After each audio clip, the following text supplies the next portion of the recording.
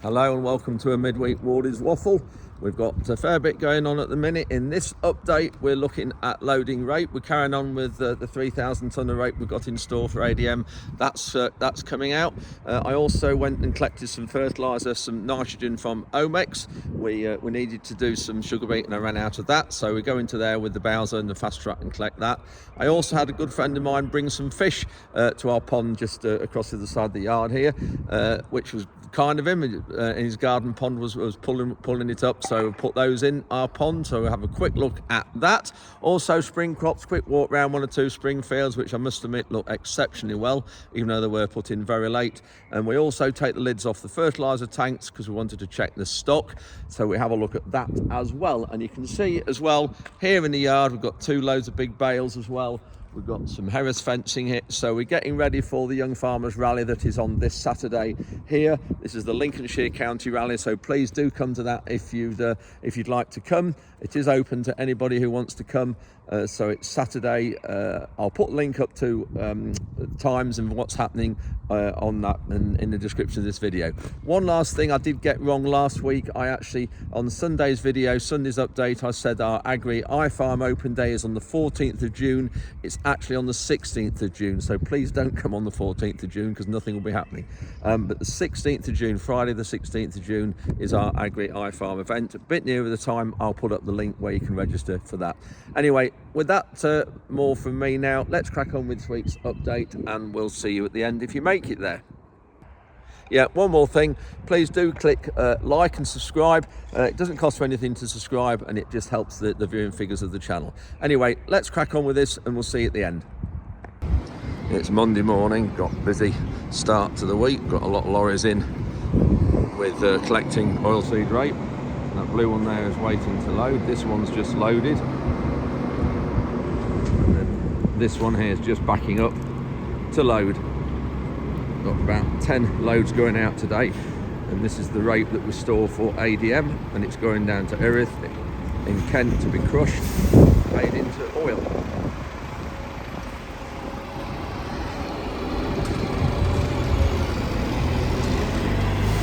And we're fetching our Manitou back today, which is good, it's ready. Pleased to get that back, but thank you Farmstar for lending us this one while ours is having a new gearbox fitted.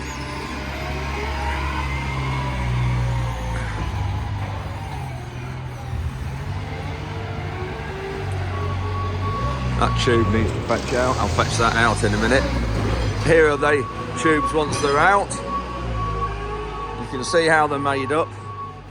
They're wide at the bottom, and then they've got air grills in there, slots cut in there, can't quite see it just here, to let the air, and then the motor on top that you've seen up there, and it pulls the air out.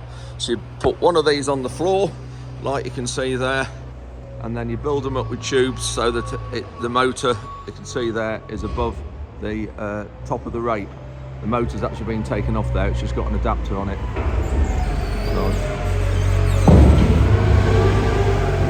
So I've just moved this one out the heap, got it laid down. You can just see there, daylight and the slots in it, and that's where the air sucks through. So this shed is 18 metres wide by 30 metres long, and we've got, heaping it up as high as this, we've got just over 1,400 tonnes of oilseed rape in it.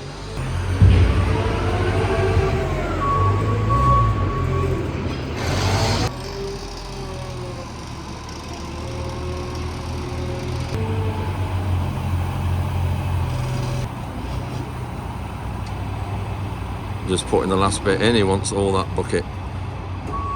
So here's a clean lorry from Monday morning on the weighbridge. FLB, that's Fresh Link lorry. They grow a lot of vegetables in Lincolnshire.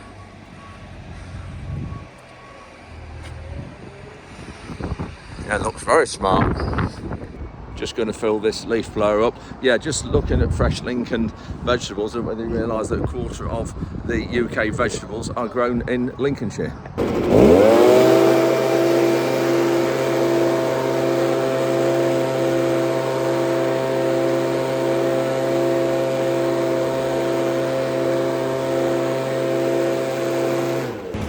You can see we've got a metal lip under the protects the concrete there and there.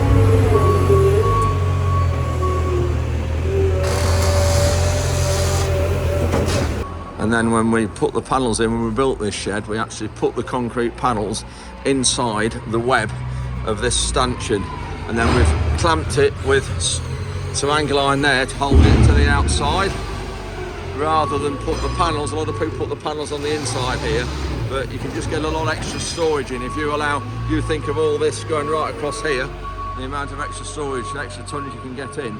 And these aren't very tall stanchions, these. This shed was, we put this up in 2010, 2011, and it was an old B&Q store in London. The frame was, and then we had it, got some new cladding. And then the chemical store on the side there and the workshop, that was all bolted on extra. We did it as we went along really, and just sort of planned it a bit and designed it as we went along. But turned out into a really good rake store for anything. Then we've got ventilated sheets on the side that you can see through and let the air through. Really good for air circulation in here. I'm just pulling some brome and Nala's just helping me. Now come on, bring it, Nala. Good girl, come on then. Good girl. So you've got to pull the roots. As you can see, Nala's doing it perfectly. That's what I mean, you've got to pull the root ball with it, and then all this clump and all the seed. Thanks, Nala. Come on. What have we stood behind me? The Manitou. This is our Manitou that's just come back from having the gearbox fitted, so that's good news. So we've got that. Hopefully it'll be all right.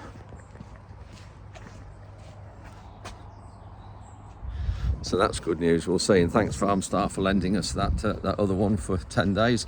And I'm now just heading off with the Bowser and the Fast Track, just heading to Bardney, to Omex Fertilizers at Bardney. That's a good thing about working with local people. We're just a few thousand, 5,000 litres short of liquid nitrogen to go on 2 fields of sugar beet on the heath. The 3 tanks around the yard that you've seen are empty.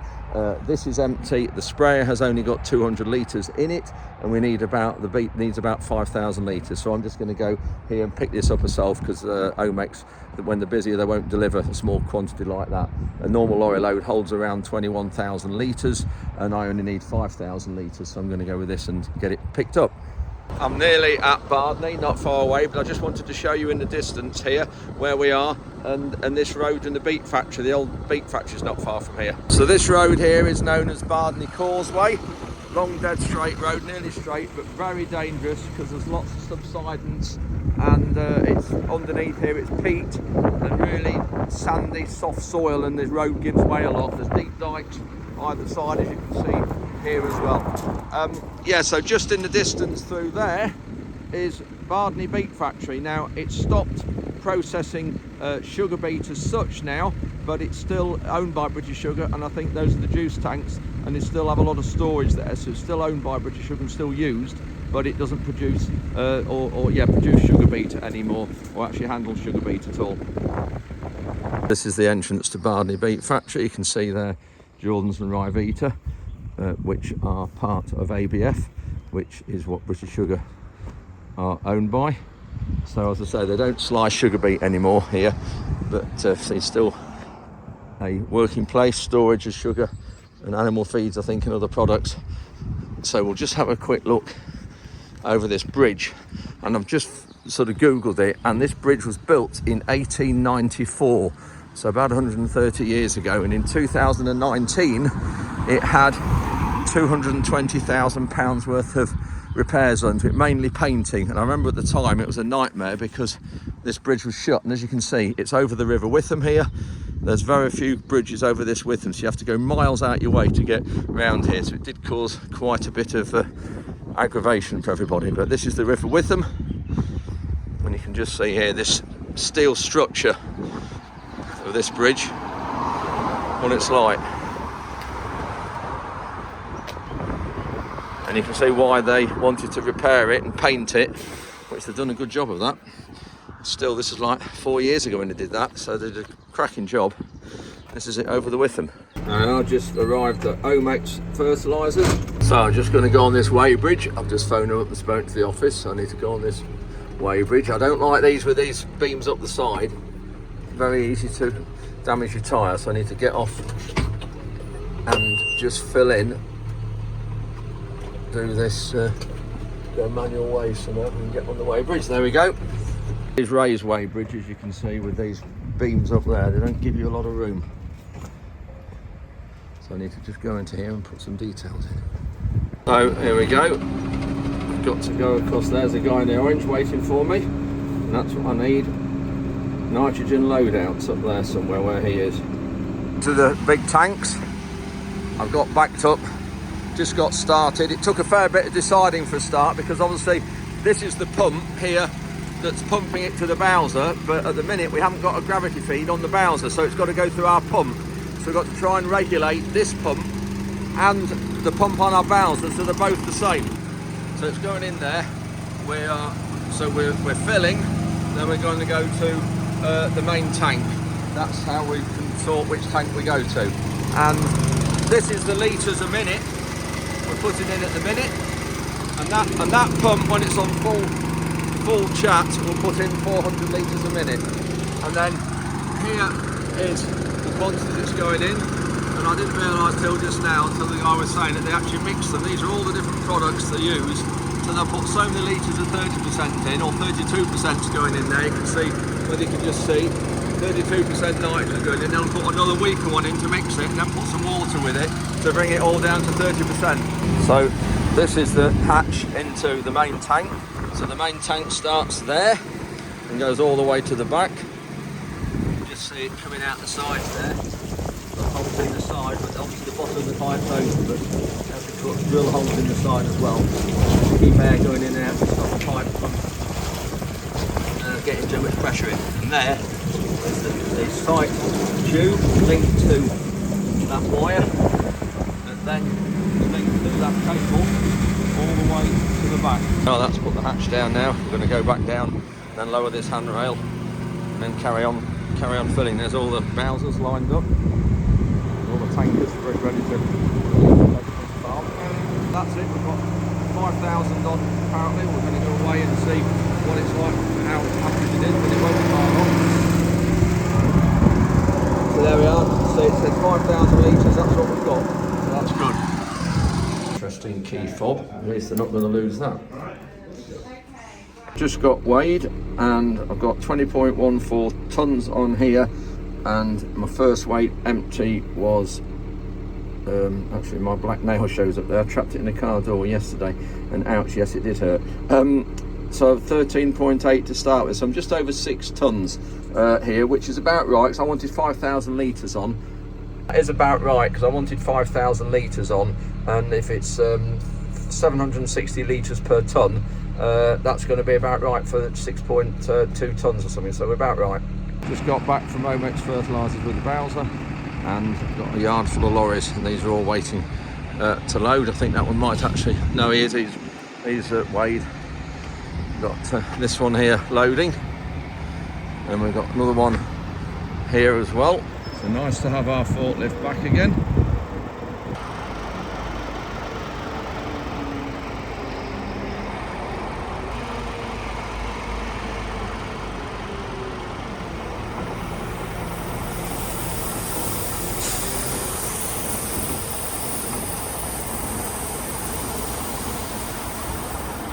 You can see most of these lorries have electric or hydraulic sheets.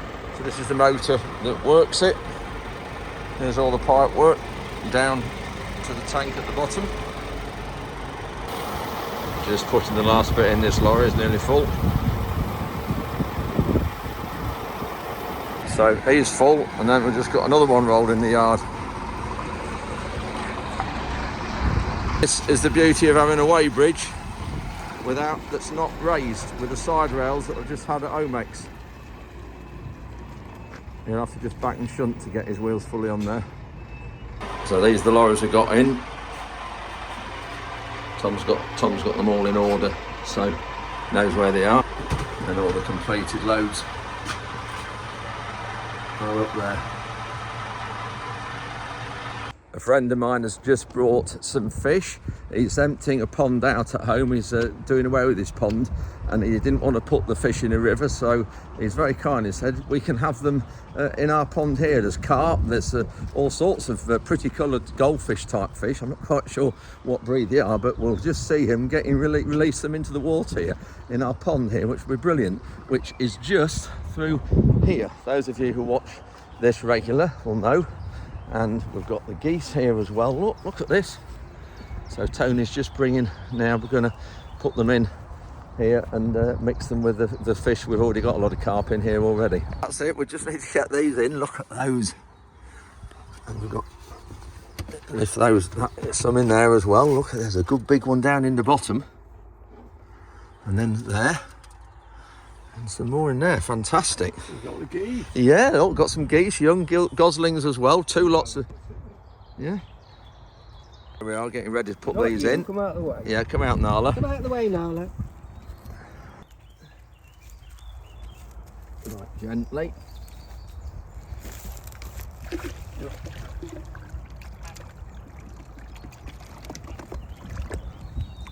Yeah. You will probably have a floater or two. Yeah.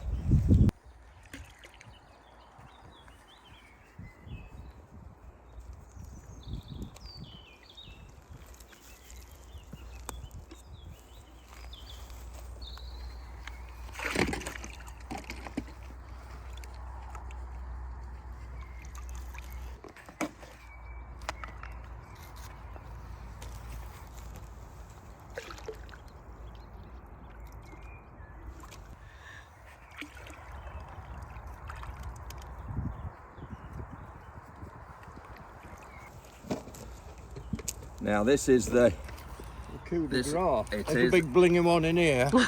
9 carat this. Brilliant. This is a two-man job. Yeah, you wish. Oh,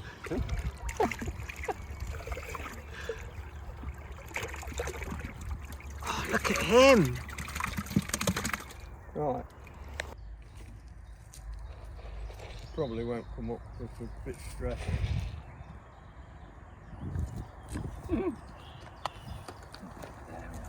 Yeah, they're a bit stressed and a bit lost.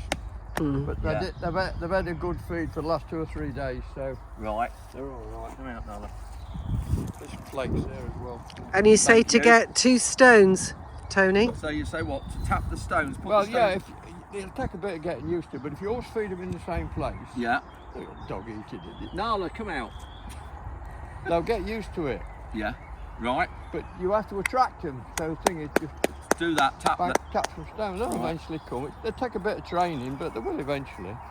Well, But they, I mean, they won't take as much training as Rhonda, will they? I thought she'd finished training. I thought she knew everything. Behave, you two. I'm going to stop recording right now. Tuesday morning, nice sunny start to the day. Touch of rain last night, about 1.5 millimetres. But this is one of the crops of spring barley that we planted about 2 weeks ago now, just a bit over 2 weeks. And yeah, looks really well. Pleased with this. Headlands come well when you look down the field there. And the birds are enjoying having a sing. Beautiful at this time of the morning. It's 6:45.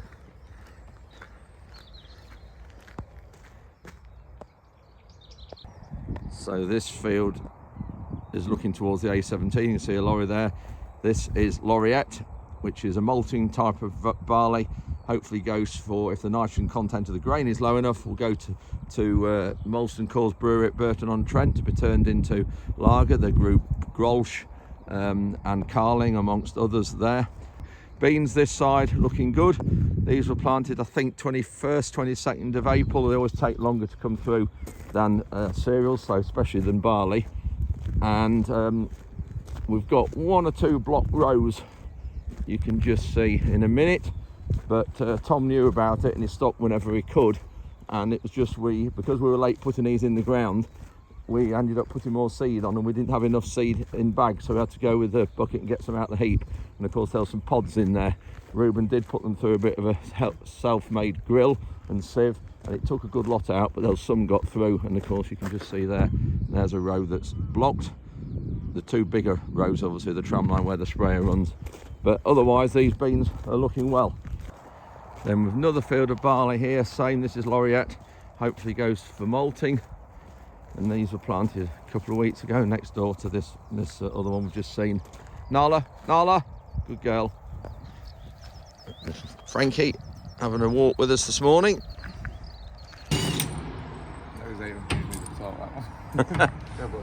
We're just taking off one of these panels of the tank because they're all empty, but you can see the outlet is sort of a foot and 15 inches up, but there's a pipe in the bottom of the tank that bends down, we think, and we just want to check how much fertilizer is left in the tanks when it stops pumping.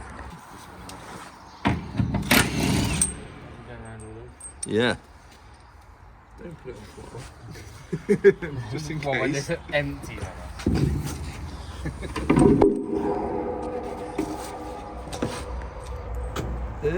Fairly empty.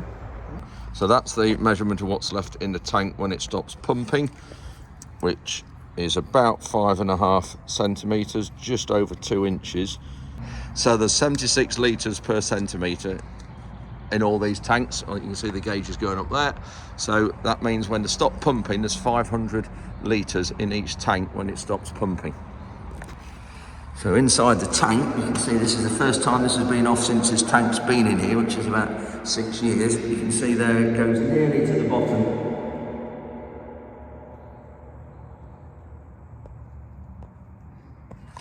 And then that is the top.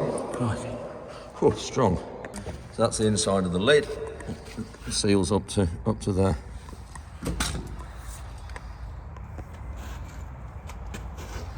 Lovely.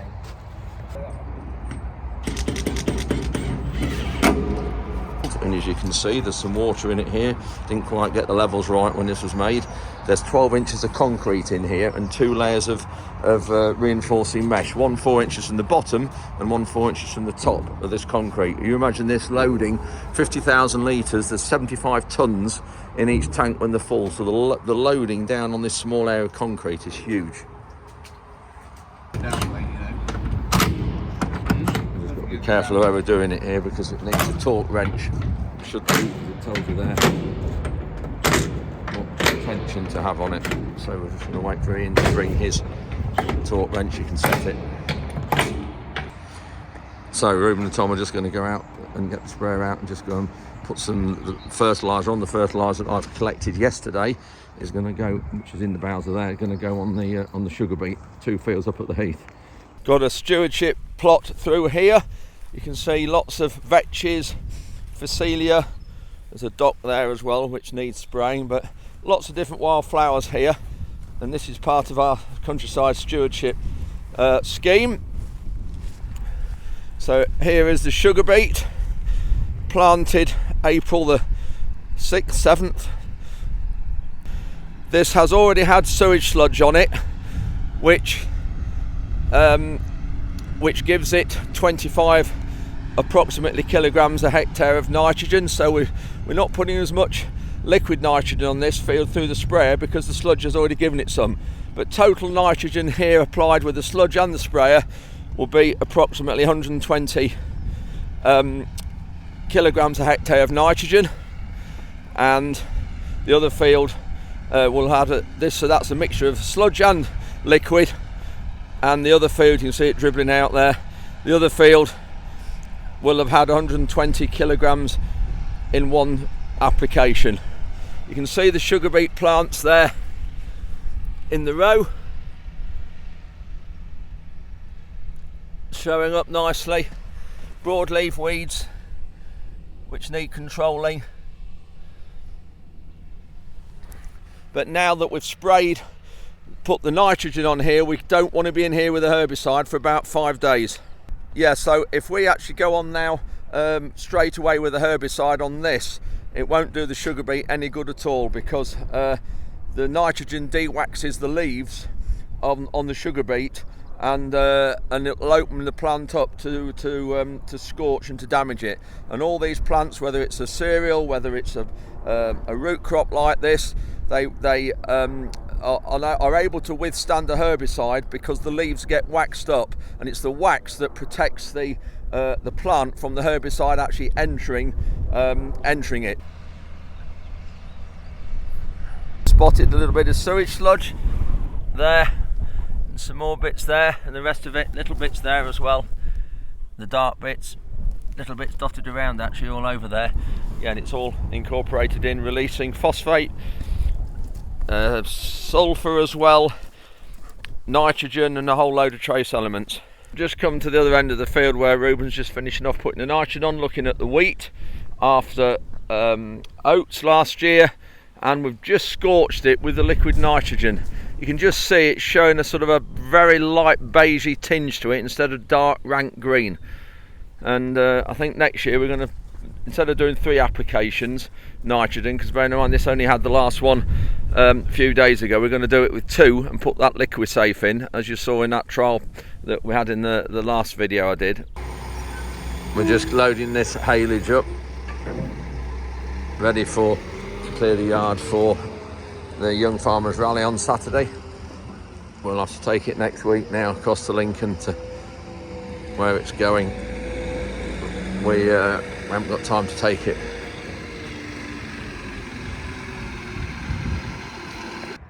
It's Tuesday night, 7 p.m, and we're just waiting for the Battle of Britain Memorial Flight Lancaster to come over. It's due to come over an airfield here, Fullbeck. There it is in the distance. I'll just turn the camera around.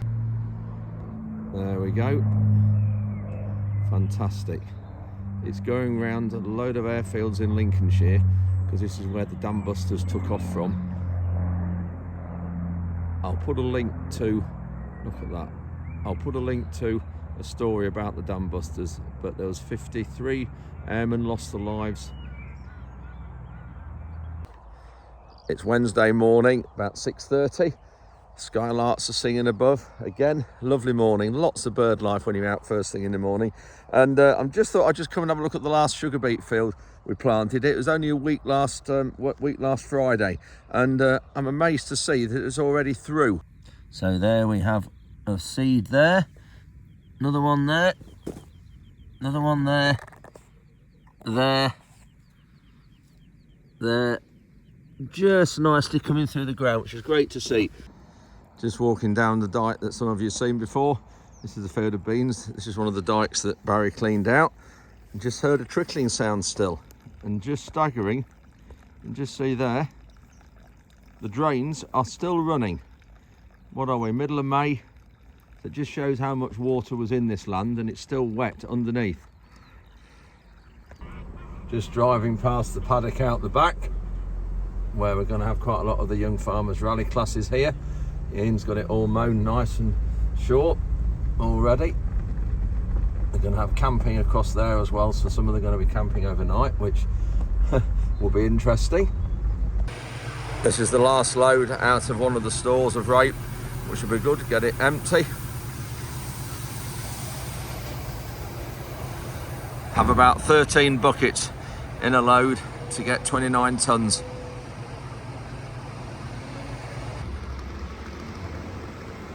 Really helps having this metal strip that we've got around the outside of all this shed that you saw earlier on.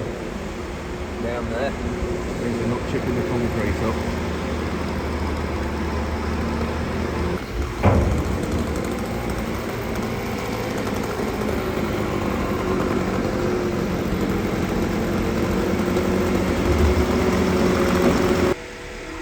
So there you can see it's really handy. Getting tight to the metal. Means you don't rip up the concrete. The lorry's full, but we just want to get this shed empty. So we're just going to bucket it over that wall, because with a shed full across there, probably 1,200 tonnes there. So we've got room here, so until the next lorry comes, we're just going to bucket it over. The beauty of having a 9 metre reach forklift. Those panels are 5.5 metres high, I think they are.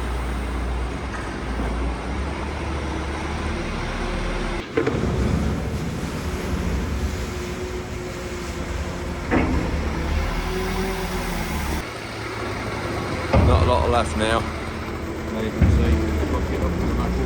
Brilliant.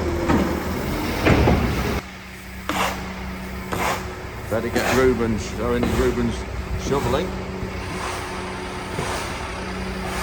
That's about it. That's it, that's the last of the rate in here.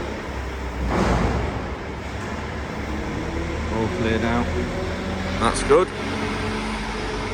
So the prep work continues for the Young Farmers Rally. Ian's mowing the paddock that we're going to have the car park in.